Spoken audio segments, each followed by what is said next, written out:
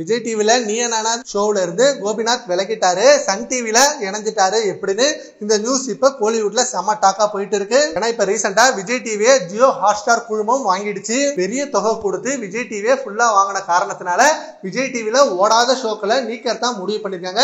இது மூலம் நிறைய ஷோவை நிறுத்திட்டாங்க அண்ட் நிறைய சீரியலையும் ஸ்டாப் பண்ண போறாங்க. அண்ட் ஆல்சோ இந்த ஷோல ஒர்க் பண்ணவங்க அண்ட் நிறைய ஷோல ஒர்க் பண்ணவங்க இப்படின்னு ஒர்க் பண்ண எல்லாரையும் தூக்கிட்டு இருக்காங்க. அதுல மெயினான ஆள் பிரியங்கா தேஷ்பாண்டேவெல்லாம் நீக்கிட்டாங்க அப்படின்னு இப்ப சோசியல் மீடியால கொஞ்ச நாளாவே இந்த நியூஸ் போயிட்டு இருந்தது. அண்ட் பிரியங்கா நான் மேரேஜுக்கு அப்புறம் ஆங்கரிங்க தான் ஒர்க் பண்ணுவேன், கண்டிப்பா நான் திரும்ப வருவேன்னு சொன்னாங்க. ஆனா அதுக்கப்புறம் நான் ஒர்க் பண்ணல அப்படின்ற மாதிரி அவங்க சொன்னதா சொன்னாங்க. அண்ட் அவங்க ஒர்க் பண்ணதா சொல்லல, ஜியோ ஹாட்ஸ்டார் குழுமம் அவங்கள நீக்கிடுச்சு. அதே போல நீயா நானா ஷோல இருந்து கோபிநாத்தையும் நீக்கிட்டாங்க. கோபிநாத் இதனால சன் டிவில ஒர்க் பண்ண போறாரு அப்படின்னு நியூஸ் வந்திருக்கு. அண்ட் கோபிநாத் இது மட்டும் இல்லாம இப்ப நடிகர் விஜய் அவர்கள் ஆரம்பிச்ச தமிழக வெற்றி கழகம் கட்சியில நட்சத்திர பேச்சாளர் அண்ட் செய்தி தொடர்பாளர் இப்படின்ற பதவியில இணைஞ்சிட்டாரு அப்படின்ற மாதிரி நியூஸ் வந்திருக்கு. சன் டிவில அதே நீயா நானா மாதிரியே விவாத பேச்சாளர் அப்படின்னு ஷோ கண்டெயின் பண்ண போறாங்க.